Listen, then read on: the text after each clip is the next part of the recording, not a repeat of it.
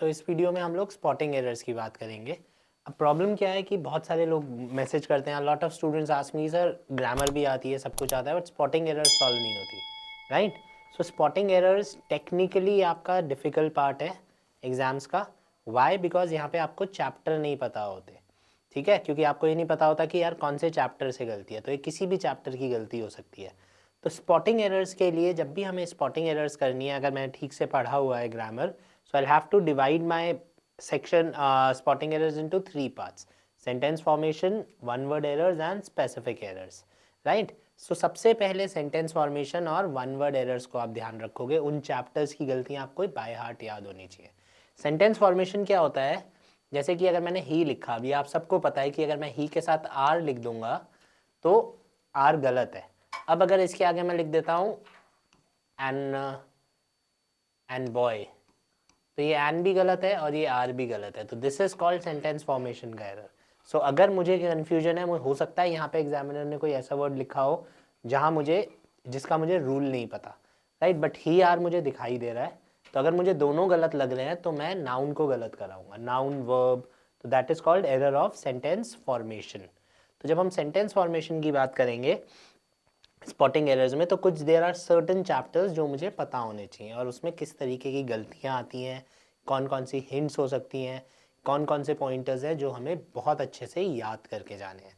तो उससे क्या होगा कि आपको गलतियाँ स्ट्रेट फॉरवर्ड दिखाई देनी शुरू हो जाएंगी।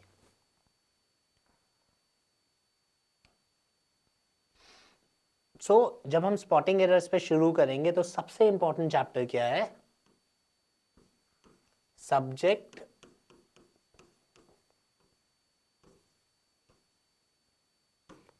Verb agreement. अब सब्जेक्ट वर्ब अग्रीमेंट जो होता है, this is a combination of three chapters, that is nouns, pronouns. Noun और प्रोनाउंस हमारे क्या होते हैं?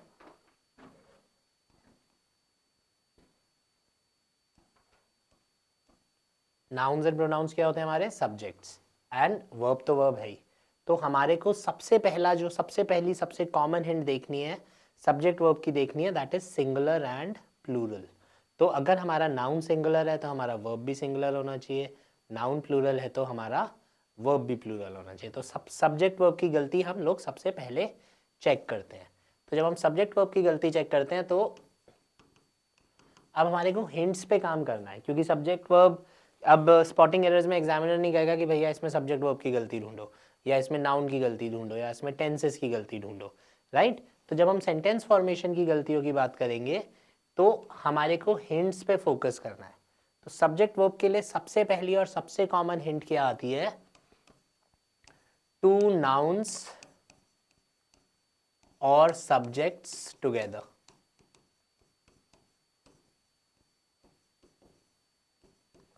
अगर आपके सेंटेंस के शुरू में दो नाउन्स या दो सब्जेक्ट्स या एक नाउन एक प्रोनाउन लिखा है तो आपका क्वेश्चन 110% सब्जेक्ट वर्ब से रिलेटेड है, ठीक है। तो उसमें आपको कहीं ना कहीं सिंगुलर प्लूरल की गलती देखनी होगी। कहने का क्या मतलब है? One of the boys. अब जब मैं वन ऑफ द बॉयज बोलता हूं, this is our subject one and this is our subject two. तो वन ऑफ द बॉयज, अब मेरे को देखना है फोकस किस पे है, वन पे है कि बॉयज पे है, क्योंकि फोकस वन पे है, उन लड़कों में से एक लड़का। सो वन इज सिंगुलर तो आगे इज लगना चाहिए। एग्जामिनर क्या लगाएगा? आर लगाएगा। एग्जामिनर क्या लगाएगा? गो लगाएगा। Go to school. अब ये जो गो है ये वर्ब है, तो go is a plural verb. Go लगता है प्लूरल नाउन्स के साथ, तो ये प्लूरल है, इसलिए इसको हम गलत कराएंगे। तो that is called subject verb में दो सब्जेक्ट्स का एरर। अगर दो सब्जेक्ट साथ में है तो आप सबसे पहले क्या देखेंगे? सिंगुलर एंड प्लूरल देखेंगे। This is our hint number one. जब भी दो नाउन साथ में दिए आपने सबसे पहले वही गलती देखनी है, बाकी सबको भूल जाना। इसके बाद दूसरी गलती इसमें वर्ब्स की आएगी, सिंगुलर वर्ब्स और प्लूरल वर्ब्स। तो 10 वर्ब्स होते हैं जो हमको याद रखने हैं।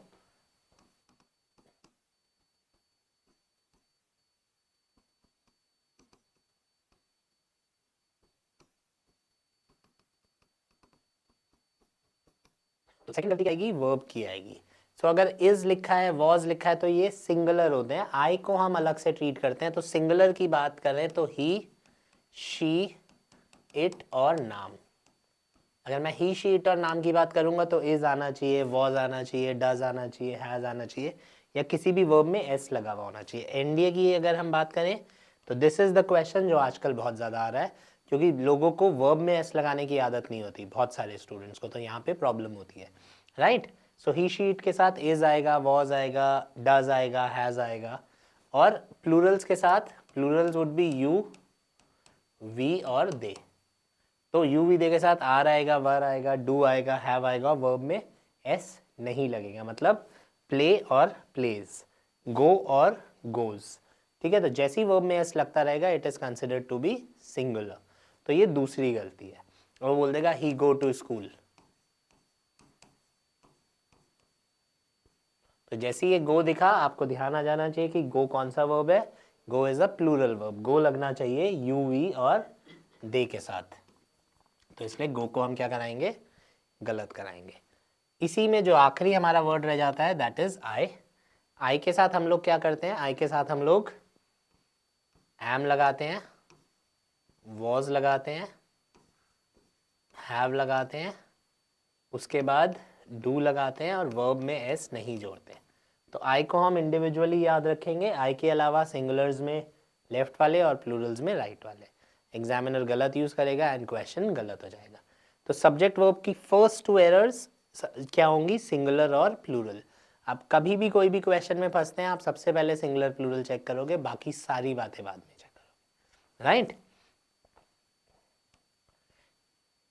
अब जो नेक्स्ट चीज आपने इसमें ध्यान देनी है दैट इज सब्जेक्ट वर्ब की दूसरी एरर इज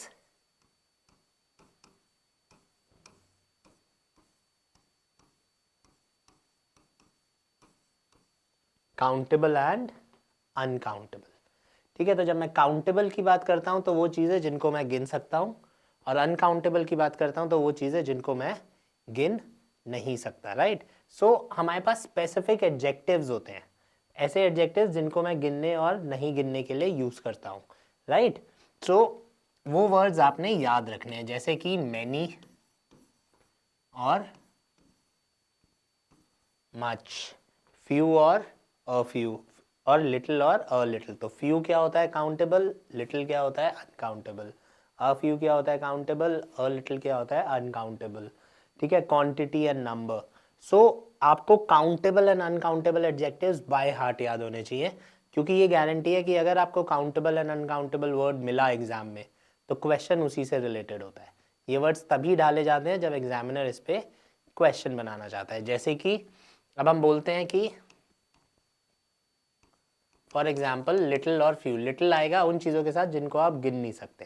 अब बोल देगा लिटिल लिटिल स्टूडेंट्स केम टुडे। अब थोड़े से बच्चे आ जाए, अब लिटिल का हिंदी भी थोड़े से है और फ्यू का हिंदी भी थोड़े से है। तो यहाँ पे डिफरेंस क्या है, लिटिल देखते हैं मुझे याद आ जाना चाहिए कि यार ये तो अनकाउंटेबल के साथ यूज़ होता है, क्योंकि अनकाउंटेबल के साथ यूज़ होता है और स्टूडेंट्स काउंटेबल है, तो लिटिल क्या हो गया, गलत हो गया। तो हमारा फर्स्ट चैप्टर जिसमें से बेसिक गलतियाँ क्या आएंगी, सिंगुलर, प्लूरल और काउंटेबल एंड अनकाउंटेबल। सो अगर आप बहुत तेज और बहुत जल्दी कम चीज़ें याद करने का सोच रहे हो तो आप सबसे पहले काउंटेबल अनकाउंटेबल एडजेक्टिव्स याद करोगे, और आप दो सब्जेक्ट्स की गलती याद करोगे कि अगर दो सब्जेक्ट आ गए तो इस तरीके की गलती आती है। तो this is our first chapter of sentence formation that is called subject and verb, right. Next chapter जिसकी आप गलती ढूंढेंगे उसकी बात करते हैं।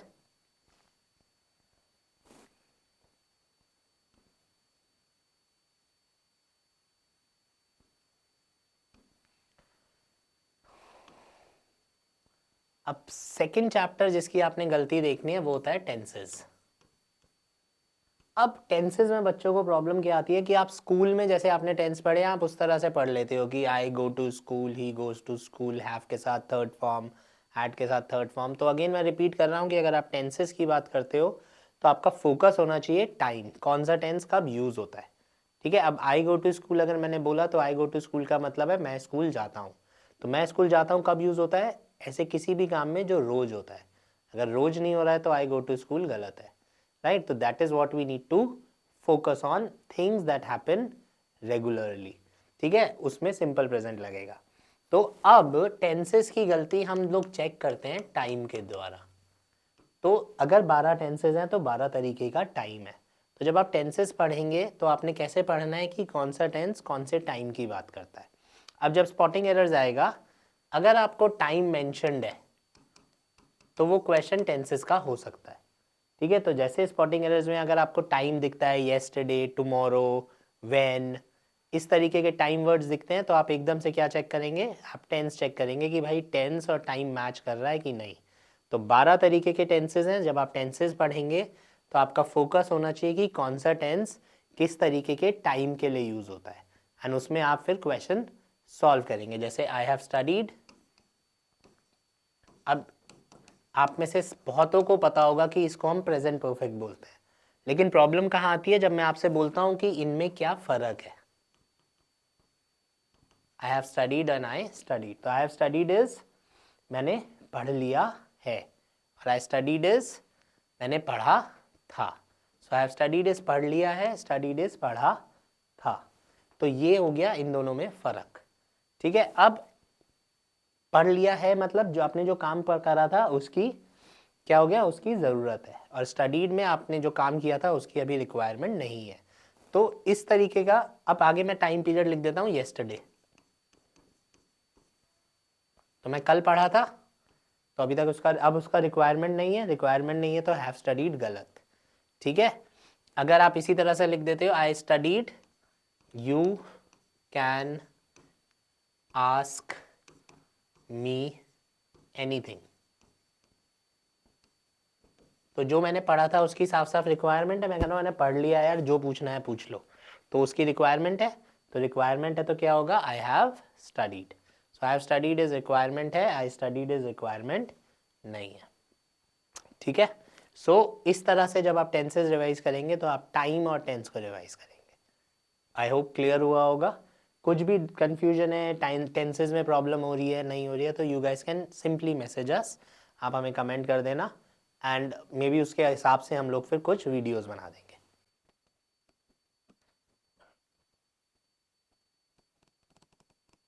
थर्ड स्पॉटिंग एरर्स में जो हमें चैप्टर है वो है डायरेक्ट एंड इनडायरेक्ट स्पीच। ये भी सेंटेंस फॉर्मेशन की एरर है। डायरेक्ट एंड इनडायरेक्ट स्पीच के साथ सबसे अच्छी बात क्या है कि इसकी गलती या इसका क्वेश्चन आपको एकदम से दिख जाएगा एग्जाम में, राइट? क्योंकि क्वेश्चन एकदम से दिख जाएगा, अगर आपने पढ़ा हुआ है तो फिर आप क्वेश्चन को सॉल्व कर पाओगे।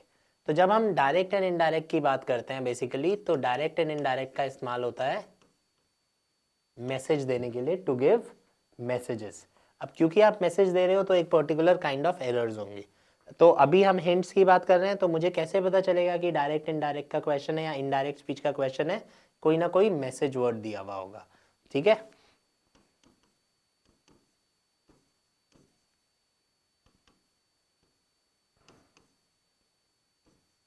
He told me, he asked me, he requested me, he advised me। तो ये सारे शब्द क्या हैं? ये सारे शब्द आपको बताते हैं कि ये तो इनडायरेक्ट स्पीच है, और इनडायरेक्ट स्पीच है तो आप इनडायरेक्ट स्पीच का इसमें रूल लगाइए एंड आपका क्वेश्चन एकदम से सॉल्व हो जाएगा। तो ये जो वर्ड्स आ जाते हैं मैसेज वर्ड्स, ये हमारा हिंट का काम करते हैं, और ये मुझे क्या बताते हैं कि मेरा जो क्वेश्चन है वो डायरेक्ट और इनडायरेक्ट स्पीच का है, ठीक है।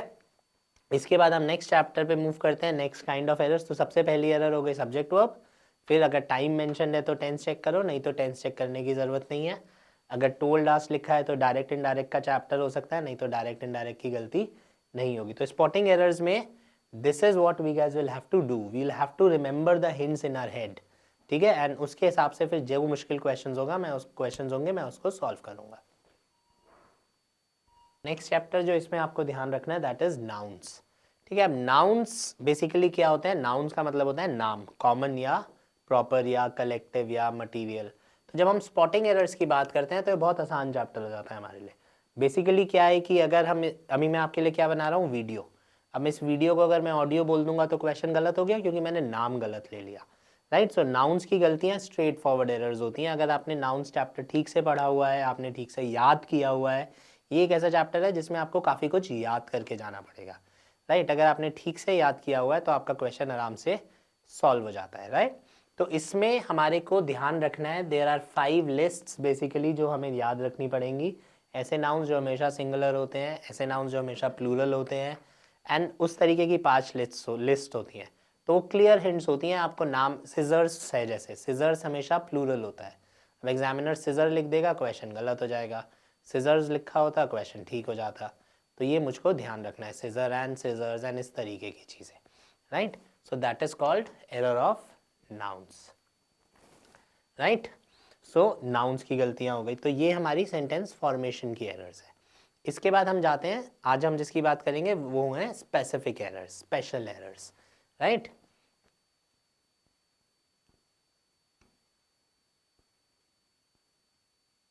अब हमारे पास 5 ऐसे चैप्टर्स होते हैं जिनको हम बोलते हैं स्पेशल एरर्स। अब जब भी आप लोग का पेपर बनता है तो एग्जामिनर बेसिकली क्या करता है, इन एरर्स को उठा के एज इट इज़ डाल देता है। तो अच्छी बात क्या है कि स्पेशल एरर्स, अगर वो चैप्टर आपने ठीक से पढ़े हुए हैं तो आपको बिल्कुल पढ़ी हुई गलती मिलेगी, ऐसी कोई गलती नहीं मिलेगी जो आप फर्स्ट टाइम देख रहे हो, राइट। ये बहुत अच्छी बात है। प्रॉब्लम क्या है कि अगर आपने चैप्टर्स ठीक से नहीं पढ़े तो वो गलतियाँ आपको समझ ही नहीं आएंगी। तो इसलिए स्पेशल एरर्स की गलतियाँ हमें ढंग से समझनी है, हमें चैप्टर्स ढंग से करने हैं। स्पेशल एरर्स की बात करते हैं तो हमारा पहला चैप्टर होता है if conditionals, right. So if conditionals क्या है या कंडीशनल सेंटेंसेस क्या है? 3 कंडीशंस हैं जो आपको बार बार पूछी जाती हैं, राइट। तो हमें याद रखनी है वो कंडीशन। सो एक सिंपली रटने का चैप्टर है। सो 3 कंडीशंस क्या होती हैं? अगर इफ़ के साथ पास्ट परफेक्ट है, इफ़ के साथ हैड लगाए तो आगे हमेशा वुड हैव लगेगा। इफ़ के साथ अगर प्रेजेंट लगाए तो आगे हमेशा विल लगेगा। इफ़ के साथ अगर सिंपल पास्ट लगाए तो आगे हमेशा वुड लगेगा। प्लस इफ़ के साथ कभी भी वॉज नहीं लगता, इफ़ के साथ हमेशा वर लगता है। तो ये कंडीशंस आपको याद हैं, क्वेश्चन आएगा स्ट्रेट फॉरवर्ड सॉल्व हो जाएगा। नहीं याद है तो आप कभी भी इसको सॉल्व नहीं कर सकते। तो इसलिए आपको ये याद करके या रट के जाना ही है, राइट। सेकेंड एरर इसमें आएगी सुपरफ्लुअस। सुपरफ्लुअस एरर्स क्या होती है? जब मैं कोई ऐसा वर्ड अपनी इंग्लिश में यूज करता हूँ विच इज नॉट रिक्वायर्ड, ठीक है। जैसे एक बहुत कॉमन एरर है, please return back my money.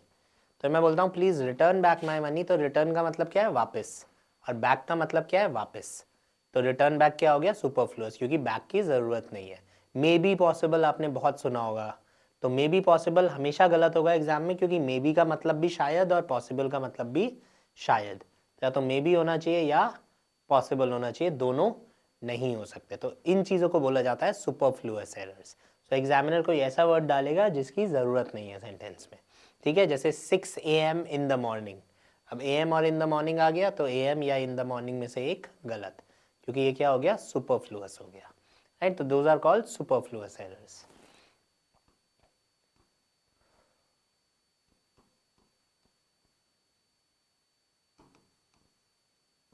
Third error क्या होती है? ये थोड़ा सा ट्रिकी चैप्टर है, अगर आपने नहीं पढ़ा है तो एक बार पढ़ लीजिएगा। पैरेललिज्म्स, इसमें एग्जामिनर थोड़ी अलग अलग गलतियां दे सकता है। तो पैरेललिज्म का क्या मतलब होता है कि अगर मैं एक साथ दो बातों को कनेक्ट कर रहा हूँ तो वो सेम होनी चाहिए, ठीक है। अगर मैं कंपैरिजन कर रहा हूँ तो सेम चीज़ में कंपैरिजन होना चाहिए। जैसे एक बहुत कॉमन सेंटेंस है, he is better than me. तो he is better than me spoken English में ठीक है, क्योंकि ऑक्सफोर्ड कहता है कि इनफॉर्मल इंग्लिश है। लेकिन एग्जाम्स में he is better than me को गलत करके he is better than I करना है, ठीक है। वाई? बिकॉज सब्जेक्ट सब्जेक्ट से कंपेयर होगा, ऑब्जेक्ट ऑब्जेक्ट से कंपेयर होगा, नाउन नाउन से कंपेयर होगा। तो पैरेललिज्म इज वन चैप्टर जो अगर आपने ठीक से पढ़ा है तो आपको गलतियां दिख जाएंगी, right. Next chapter here is question tags. Again question tags एक ऐसा चैप्टर है जो एकदम दिखाई देता है, ठीक है। जैसे कि लास्ट में लिखा होगा डोंट यू, डिड ही, तो ये सब क्या है? ये सब क्वेश्चन टैग्स है। तो क्वेश्चन टैग्स का एक बहुत बेसिक सा रूल होता है जो कि 80% जगह लगता है, उसके अलावा कुछ कंडीशंस होती हैं। तो अगर इज लगा है तो क्वेश्चन टैग में इजंट आएगा, अगर आर लगा है तो क्वेश्चन टैग में आंट आएगा, अगर डू लिखा है तो डोंट आएगा, डोंट लिखा है तो डू आएगा। जो लिखा है उसका उल्टा हो जाता है क्वेश्चन टैग, ठीक है। तो क्वेश्चन टैग में 80% क्वेश्चन तो नॉर्मल होते हैं, थोड़ी सी 2-4 कंडीशंस होती हैं जो आपको ध्यान रखनी पड़ेंगी। That is called question tag. ये भी आपको एकदम स्ट्रेट फॉरवर्ड क्वेश्चन है, ये भी आपको एकदम से दिखेगा, right. So these are certain specific errors जो हमको, या स्पेशल एरर्स जो एग्जामिनर आपके लिए बनाता है। इसमें जो लास्ट चैप्टर है दैट इज कॉल्ड इन्वर्जन।